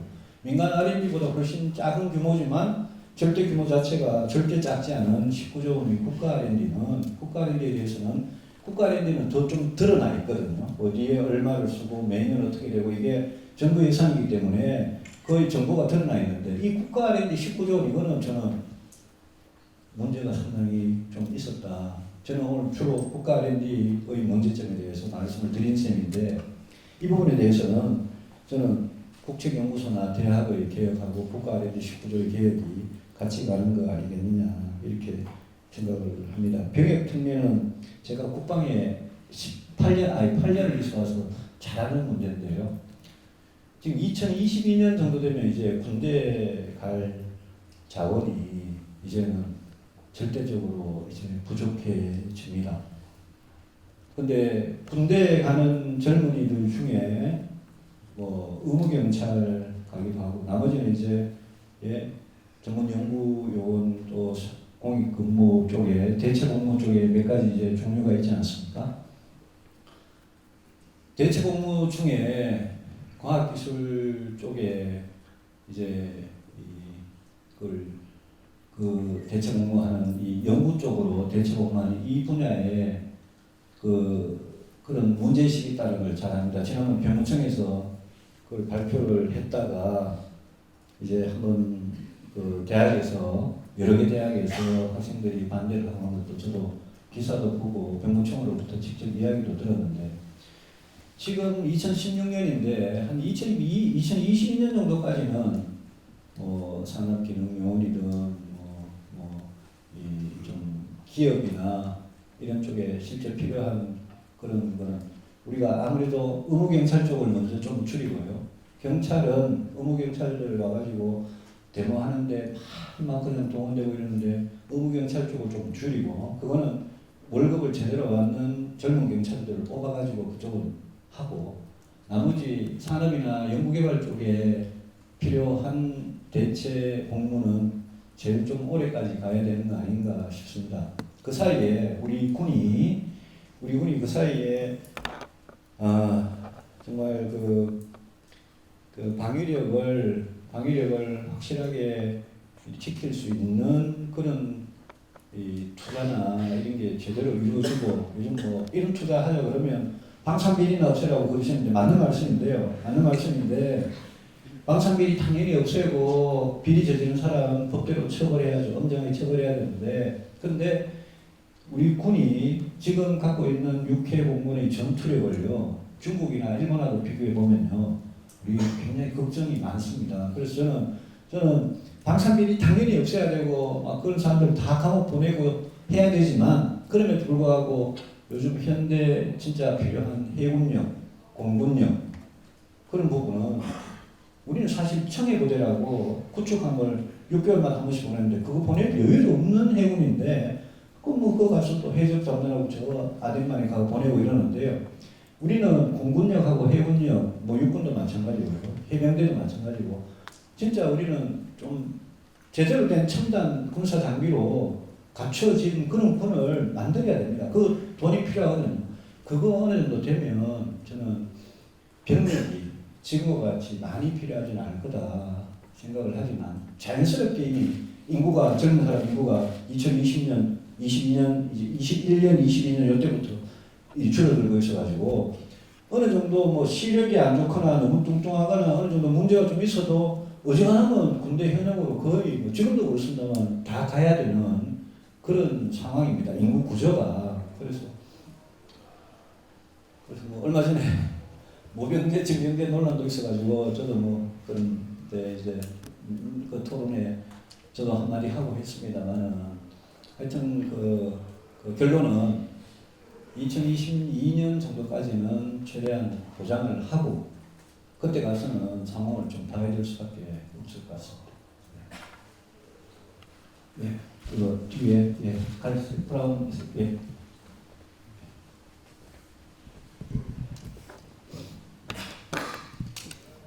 안녕하세요. 카이스트 기계공학과 1학번 박진형입니다. 네, 지금 강연 들으면서 굉장히 과학기술인들의 역할의 중요성을 강조하신 것 같은데 사실 중국과 비교했을 때 중국 같은 경우는 이제 등소평 때부터 과학 굵기를 시작하면서 이제 가장 윗사람부터 과학기술 관심을 가져서 이제 현대에 나타나서 이제 과학기술이 되게 부강하게 됐는데 이제 현재 우리나라와 같은 경우는 이전부터 과학기술에 대해서 뭐 산업공상 이런 식으로 해서 과학기술에 대한 약간 안 좋은 인식도 많았고 현재까지 그것도 이어지고 있고 저희 과학기술인들에 대한 대우 같은 경우도 현재 뭐 미국이나 중국 같은 경우에 비해서 별로 좋지가 못한데 이런 거를 해결하기 위해서 이제 제 개인적인 생각으로는 이제 정치에 있어서도 과학기술인들에 대한 참여가 매우 중요하다고 보는데 그 점에 있어서 어떻게 저희 이제 젊은 과학기술인들이 조금 더 정치에 더 많이 참여를 하고 이제 열성적으로 정치에 참여를 할 수 있는 방안 같은 게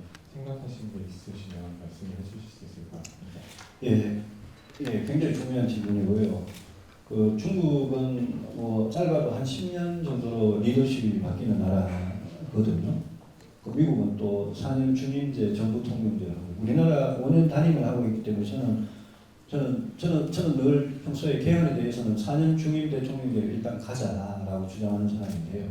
저는 우리나라가 과학기술이든 경제든 어느 정도 수준에까지 가고 남북한이 통일이 되고 이때까지는 저는 4년 중임으로 잘하면 한 8년 정도 할 수 있는 정치 체제가 저는 좋다고 생각합니다. 그게 미국의 8년하고도 어느 정도는 맞아떨어지고 중국은 10년 최소한 10년 정도는 안정적인 리더십으로 가지 않습니까? 그래서 중국 같은 나라는 우리나라보다 정치 리더십이 정석평이든 그 이후에 뭐 강택민이든 예? 쭉 와가지고 지금 시진핑까지 저는 리더십이 굉장히 안정적이니까 어떤 정책 같은 것도 상당히 안정되게 할 수 있는 게 사실이거든요. 그래서 저는 그런 점에서는 좀 리더십이 우리나라도 리더십이 뭐 민주주의라는 것을 제대로 하면서도 그런 식의 예? 안정적인 리더십 필요하다라고 생각을 하고요. 과학기술인들이 정치 참여 정말 중요한 이야기인데요. 사실은 과학기술자뿐만이 아니라 다른 분야의 분들도 정말 좋은 분들이 정치에 많이 와주셔야 돼요. 여러분들 정치 욕하지만 마시고 좋은 분들이 자기 분야에서 충분히 경험을 쌓고 그러고 나서는 저는 여러분들 중에도 나중에 정치하실 분들이 여기에 이 자리에도 여러 분 계실 거라고 저는 생각을 합니다. 왜냐? 정치는 진짜 아무리 욕을 해도 정치만큼 중요한 게 없습니다. 정치가 모든 최종 결정을 다 하는 거거든요. 지금 이 최순실 사태 나고 국정이 지금 마비되는 게 거의 좀 정치가 마비돼서 그런 거 아니겠습니까? 그죠? 여러분들이 정치에 참여를 많이 하시려면 비례대표를 늘릴 수밖에 없습니다. 그건 왜냐하면 여러분들 과학기술 하다가요 갑자기 지역구 나와가지고 저는 지역구 선거를 지금 4번 해봤습니다만 이번에는 탈당하고 또 어렵게 해봤습니다. 여러분들 지역구 과학기술 열심히 하시다가 갑자기 지역구 나와가지고 선거하기 쉽지 않을 겁니다. 뭐 주민들이 여러분이 갑자기 나오면 뭐 갑자기 홍길동이 누군지 어떻게 알겠습니까? 그죠? 근데 국가적으로 그런 전문가들의 생각과 지혜와 이런 거를 정치에 바로 반영하는 게 저는 비례대표가 굉장히 좋은 제도라고 생각을 합니다. 근데 지금 비례대표는 이제 권력을 잡은 사람이 이렇게 뭐 한 자리씩 나눠주는 비례대표 비슷하게 이제 좀 기능을 한 측면이 있는데 그게 아니라 그러다 보니까 과학기술 쪽에서 이 그죠? 국회에 들어오시는 비율이 너무너무 낮아요. 그리고 연속성이 없어요. 예? 비례대표는 4년 한 번 하면 또 지역구를 가시든지 나가든지 이러거든요. 보통 관행이. 그래서 비례대표에 대해서 비례대표의 본래 취지를 좀 살리면 그러면 과학기술 쪽에도 지금은 국민의당이 예컨대 뭐 오세정 의원님 같은 분이 이제 들어와 계시는데 오세정 의원님 같이 물리학하신 분도 들어오셔야 되고 또 굉장히 좀 응용 기술 같은 걸 산업 현장에서 직접 하신 분도 좀 들어와주셨으면 좋겠고 또 분당에는 거기 누구죠? 그 김병관 의원님인가요? 그분은 뭐 이렇게 벤처 해가지고 예? 성공하신 분인데 그런 분이 지금 국회의원 300명 중에 과학기술 쪽을 대변해가지고 예? 아까 우리가 이야기했던 그런 정책들이 실현이 되도록 할 수 있는 그런 국회의원 사실 많지 않거든요. 그래서 그런 거는 좀 여야가 제도를 좀 바꿨으면 좋겠다. 그리고 정치 꼭 좀 많이 좀 하십시오. 여러분들 나중에 창업하셔가지고 돈 많이 버시고 먹고 사는 걱정 없으시면 여러분들 중에 꼭 정치하시는 분들 나오시면 좋겠어요. 예, 안경 끼신 분, 그 중간에. 예, 맞아요. 뒤로 돌아보시는 분. 예, 두리번 하시는 분. 예.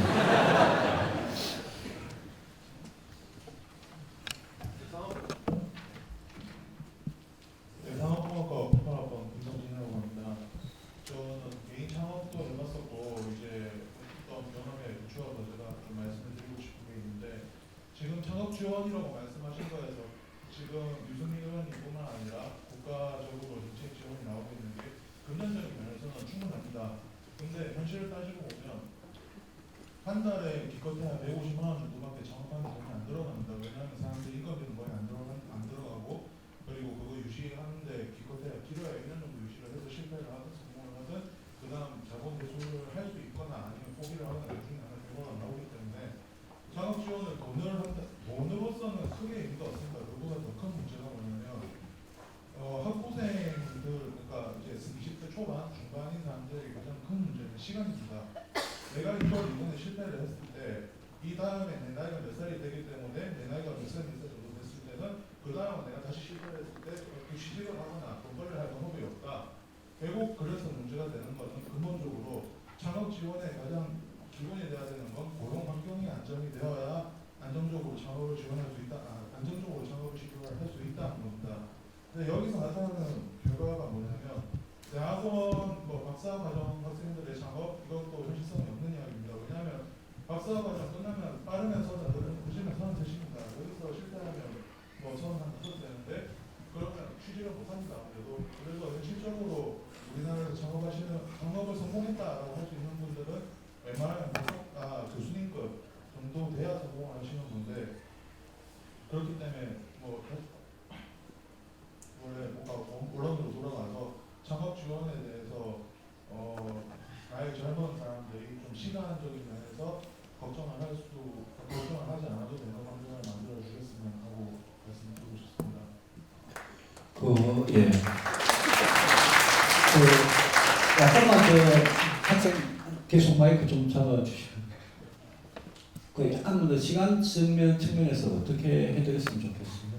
시간 측면에서 사실 다른 해답이 없습니다. 뭐냐면 미국과 다른 나라에서 제가 창업을 해보지 않았기 때문에 현실은 모르겠지만 어쨌든 간에 내가 이거를 실패를 했다 하더라도 최소한 먹고 살 길이 있다라는 확신이 있기 때문에 계속 창업을 하고 또 그리고 창업을 했을 때 이게 최소한 얼마 정도의 수익을 내가 내기 때문에 이걸 가지고 이것만 가지고 있어도 살 수 있다라는 자신감이 있어야 창업을 할 거 아닙니까? 그래서 교수님들 같은 경우는 실패를 하더라도 시간적 리스크가 없고 그리고 기본적으로 피해가 있기 때문에 사실상 젊은 사람이 보기에는 교수님급 되시는 분들 창업은 거의 노리스크로 가는 거로밖에 안 보여집니다. 그러니까 이거 교수님들 잘못했다는 게 아니라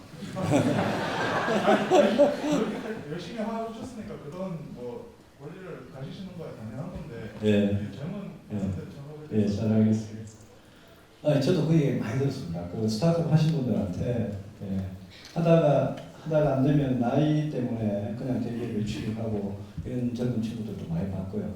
그래서 왜 어떻게 보면 무슨 기업이나 아니면 다른 연구소나 가서 경험을 좀 쌓다가 창업에서 성공하거나 아니면 교수님들이 성공하시거나 그런 게 많다고 들었는데 중국 같은 데는 이렇게 창업하고 관련된 지원이 어느 교수님한테 가면 그 교수님들과 한 팀이 되어 있는 일종의 팀이라고 할까? 그 조교들, 학생들하고 같이 이렇게 움직여가지고 그 안에서 이렇게 뭔가가 일어나고 이런 것도 있다고 그래요. 제가 창업 지원이나 창업 금융을 강조하는 거는 창업하다가 실패해서 갑자기 어느 좋은 직장이 기다리고 있으면 그거야 천국 아니겠습니까? 근데 그 정도까지는 아니더라도 창업에가 실패해가지고 무슨 신용불량자가 되고 그 채무 때문에 몇 년을 꼼짝을 못하고 하는 그 정도는 좀 막아줘야 되는 거거든요. 그리고 창업에 돈이 안 든다는 부분도 첫 단계에는 그렇지만 그게 뭐랄까요? 좀 가속하는 엑셀러레이터하고 나중에 더 커지는 그런 단계에서는 몇 년 지나고 나면 금융의 절벽이 올 수는 있거든요. 그래서 그런 거는 좀 뭐랄까요? 그게 도덕적 해이만 없으면 그러면 정부가 저 정도는 지원해줘도 되겠다. 저 정도는 실패를 해도 거기에서 돈 때문에 좌절하는 건 없어야 되겠다라는 걸 해주자는 취지였고요. 학생이 말씀했던 그 시간, 그다음에 고용 환경, 그거는 제가 그렇게 자신 있는 답은 못 드리겠는 게요. 그거는 그런 거 아니겠습니까? 예컨대 우리가 실업급여 같은 게 굉장히 잘 되어 있는 사회, 북유럽에 사회복지가 잘 되어 있고 실업급여나 이런 여러 실업보험이나 일반적인 복지 안전망이 잘 되어 있는 이런 나라들에서는 내가 트라이하다가 안 되면 실패를 해도 최소한 먹고 사는 데는 지장이 없는 그런 나라 같은 모르겠는데 우리나라는 그런 나라 가기에는 아직도 세금도 훨씬 많이 걷어야 되고 복지제도도 그렇게는 안 돼 있거든요. 그래서 저는 그래도 급한 거는 창업에가 실패할 경우에 인생의 모든 기회가 날아가 버리고 그냥 얻은 고통의 그런 나락으로 그냥 떨어져 버리는 그거 막아주는 것부터 좀 먼저 하고 그러고 나서 나머지 학생이 말했던 그런 부분들 그게 이제 제가 이야기 들어보니까 시도를 하다가 잘 되면 물론 좋은 거고요. 안 될 경우에 이렇게 기업도 그냥 안정적인 직장으로 빨리빨리 좀 찾아가는 경우가 있더라고요. 근데 뭐 석사하고 박사까지 하고 나이도 어느 정도 차고 하면 그것도 이제 좀 쉽지 않겠죠. 그래서 그 부분에 대해서 제가 뭐 학생한테 막 속 시원한 그런 대답까지는 지금 못 드리겠네요. 저도 한번 고민해 보겠습니다. 예. 예. 앞에 계시.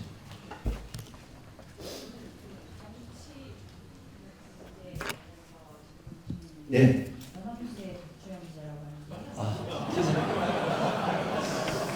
기자분 질문은 지금은 안 받고요. 강의 끝나고 앞에 나가서 따로 받겠습니다. 이거는 제 원칙입니다. 죄송합니다. 조금 이따 받겠습니다. 예. 제가 질문을 피하는 게 아니라 끝나고 받겠습니다. 예. 문학기자하고 박사과정인 이정표라고 예. 합니다. 강연 잘 들었고요. 방금 질문하신 내용에 좀 비슷한 부분이 있어가지고 설명하고 싶었는데 약간 다른 얘기에서 비슷한 얘기가 될 것 같은데요.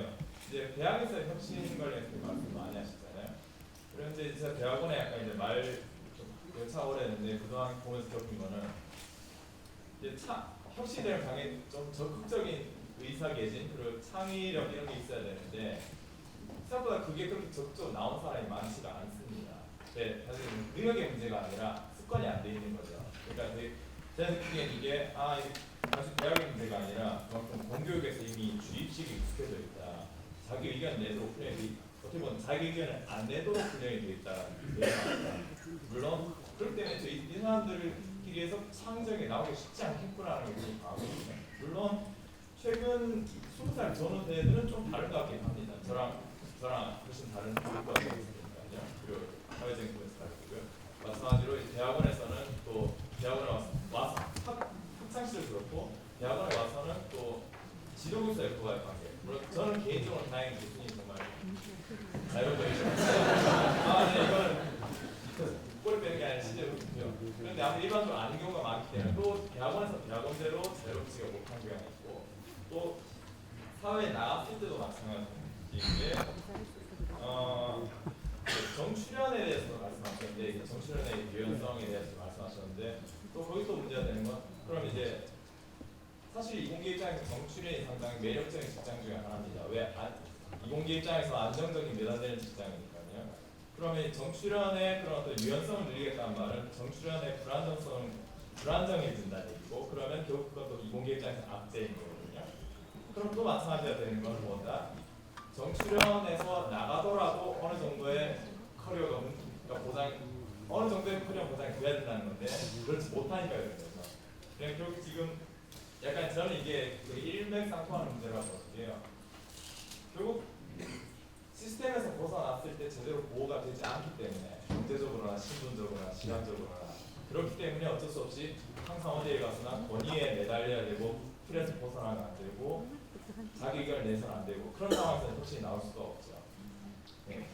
그런 면에서 봤을 때 좀 더 실질적으로 봤을 때 제가 많이 그린다고 보는 건 사실 대단한 국정책까지 안 가더라도 그냥 연나라만 보더라도 물론 일본도 국정책 잘 얘기긴 하지만 제 주변에서 이런 얘기 하는 사람이 있습니다. 그러니까 일본에 오타쿠 많지 않습니까? 정말 별별 이상한 취미 다 들여서 직장에서 이걸 왜 하나? 이걸 이 쓸데없는 뭐 이렇게 고퀄리티로 하나? 그런 데서 보면 쓸데없는 줄 알았는데 기발한 게 막 튀어나오거든요. 컨텐츠 사업 안에서. 근데 그런 게 왜 있나를 봤을 때 그중 원인 중 하나가 편의점 알바를 해서 먹고 살 수 있거든요. 네, 하다가 안 되면 편의점 알바하면 되고 사업하다 안 되면 편의점 알바하면 되고 편의점 알바하면서 자기 좋아하는 미친 싶어서 되는 거거든요. 그게 어떻게 보면 일본 장인들의 전통과도 안 불러지는 거고요. 그런 면에서 단순히 사실 창업 지원 같은 경우는 사실 저는 이제 성공하기 위한 부스터긴 한데 실패에 대한 보호 장치는 부족하다고 생각하거든요. 앞서 말씀하신 분이 이제 그래서 시간에 관점에서 말씀하신 거고 시간도 비용입니다. 그럼 이제 결국 그런 식으로 제가 생각하면 약간 이제 질문이 길어졌는데 아마 이미 어디선가 비슷한 의견을 들어보신 것 같기도 한데요. 그러니까 크게 두 가지입니다. 탈권위주의랑 이제 최소한의 그런 경제 보호 장치, 예를 들어서 최저시급 같은 문제가 그런 만큼 아니더라도 일단 최저시급이 한국 부족하다는 건 대체로 동의한다고 보거든요. 그런 부분에 대해서 혹시 아무래도 일단 제가 말하는 뉘앙스가 이미 약간 야당 쪽 취향이긴 한데요. 그 취향까지 안 밝히죠. 아니 말해서 드러나는 것 같아요. 그래서 아무래도 의원님 다르실 것 같아가지고 의원님 의견 어떻습니까? 뭐 어릴 때부터 창의적인 교육, 자기 주장을 이렇게 솔직하게 이야기를 하고 토론하는 교육 그런 거를 못 받은 그런 측면은 분명히 있었는데 저는 뭐 어떻게 보면 그걸 초, 중, 고 교육을 한꺼번에 바꾸면 얼마나 힘들겠습니까, 그죠? 그래서 초, 중, 고 교육을 바꾸는데 노력을 하더라도 저는 제가 이야기한 대학에서의 어떤 교육, 또 무슨 토론 문화 이런 거는 저는 과거에 비해서는 그래도 많이 바뀌고 있는 것 같아요. 특히 젊은 교수님들은. 그래서 좀 이런 카이스트 같은 대학에서라도 누가 학생들이 입학하자마자 아까 처음에 이렇게 좀 이렇게 손들고 자기 의견 개진하는 게 굉장히 어렵더라도 옛날에 제가 어디 강의 가면 이렇게 손 많이 안 드셨거든요. 근데 오늘 보니까 손도 많이 들고 이러잖아요. 그런 거는 저는 문화는 굉장히 안 바뀌는 것 같아도 바뀔 때는 금방 바뀐다고 생각합니다.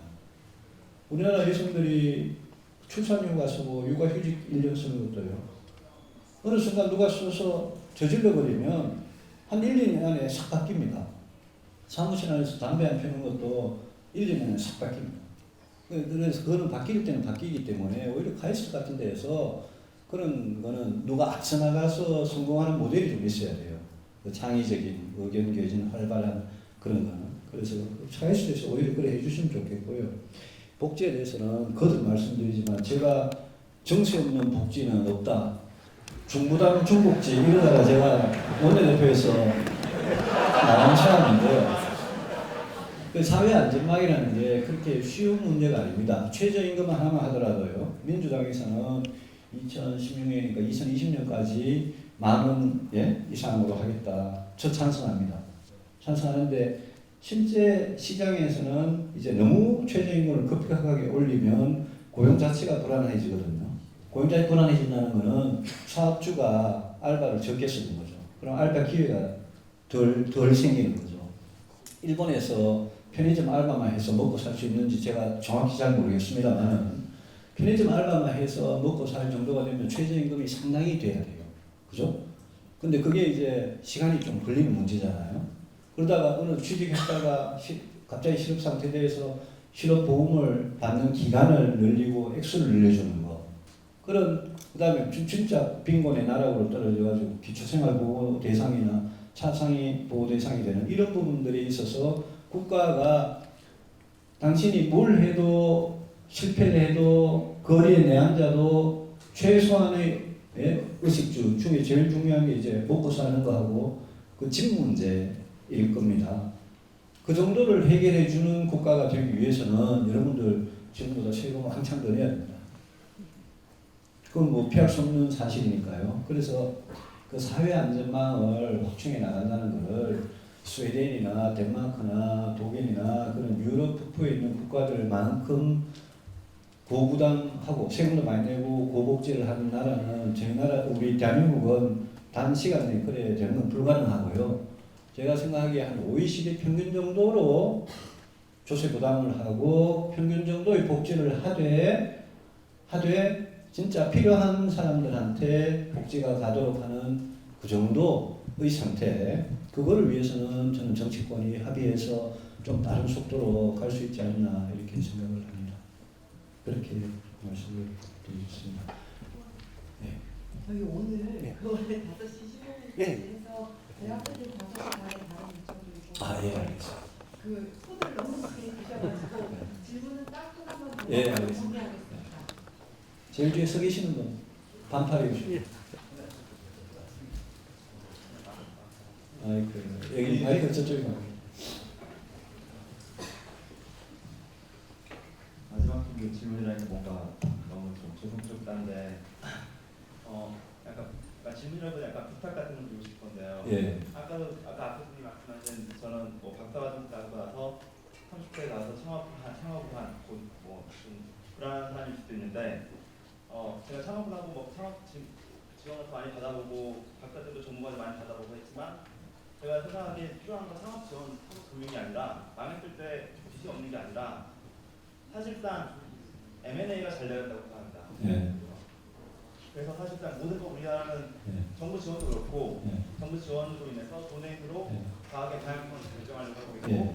창업도 창업 지원, 창업 금융 같은 걸로 정부 주도하에 뭔가 하고 싶어 하는 것 같은데 사실 그것보다 일반적인 미국이나 다른 유럽처럼 좀 더 민간이 스스로 M&A를 스스로 필요로 할 수 있는 그런 환경을 만들어주는 게 더 바람직하고 또 의원님께서는 경제인 하셨다고 그런데 좀 결국 대기업하고 이렇게 말을 해야 되는 건데 그런 쪽에서 하는 게 훨씬 더 바람직하다고 제가 창업인으로서 생각하고 있습니다. 예, 창업을 직접 하셨어요? 지금도 하고 계세요? 네네 지금 하고 있습니다. 어디서요? 학교에서 아, 예. 아, 그 M&A 그걸 뭐 이렇게 엑시트라고 그러나요? 그 M&A 중요성은 저는 뭐 진짜 많이 듣고 있습니다. 근데 우리나라가 M&A를 활발하게 한 과거에 수십 년간 M&A가 거의 없던 나라입니다. 그리고 M&A라는 게 IMF 터지고 나서 90년대 말부터 이제 활발하게 이루어지기 시작한 나라고 지금도 미국이나 이런 나라에 비하면 M&A에 굉장히 좀 어색한 그런 문화가 좀 있습니다만 그 부분은 M&A가 활발하게 이루어지는 것도 중요하고 정당한 가격을 받고 파는 것도 중요하겠죠. 그래서 그 부분에 저는 신경을 쓰겠습니다. 제가 오늘 말씀드린 것 중에 너무 사실 성공적인 사례만 말씀을 드린 것에 불과하고 이거는 확률이 굉장히 낮은 성공이었습니다. 그죠? 그러니까 창업이라는 게 얼마나 리스크가 크고 성공 가능성이 낮고 그렇기 때문에 실패를 한 분들이 한 번, 두 번, 세 번 실패해가지고 네 번째 성공이 10,000개 중에 하나가 성공해서 대기업이 돼도 그거는 국가경제 전체적으로 굉장히 큰 도움이거든요. 그런 차원에서 말씀을 드리는 거기 때문에 아까 이제 시간과 고용 환경 이 말씀을 하셨는데 그럼에도 불구하고 실패하신 분들이 완전히 좌절하고 노동시장에서 거의 퇴출되지 않도록 도와드리는 것은 굉장히 중요한 일이라고 생각을 합니다. 그래서 그런 점에서 좀 뭐라 그럴까요? 돈의 예산의 낭비가 뭐 1%도 있을 수 없는 그런 환경은 없습니다. 그런 환경이 없기 때문에 일부 예산의 낭비가 어느 정도 좀 있더라도 국가가 이 실패하는 창업가들의 재기 그분들이 이렇게 완전히 좌절해서 이렇게 이 노동시장에서 빠져나가지 않도록 해주는 게 저는 굉장히 중요하다고 봅니다. 제 강의는 그러면 이 정도로 드리고 오늘 뭐 제 강의보다 훨씬 재미있는 강의가 있다고 들었는데요. 거기 안 가고 제 강의에 가셔서 네, 정말 감사드립니다. 네, 제 강의는 이 정도로 마치겠습니다. 네, 고맙습니다.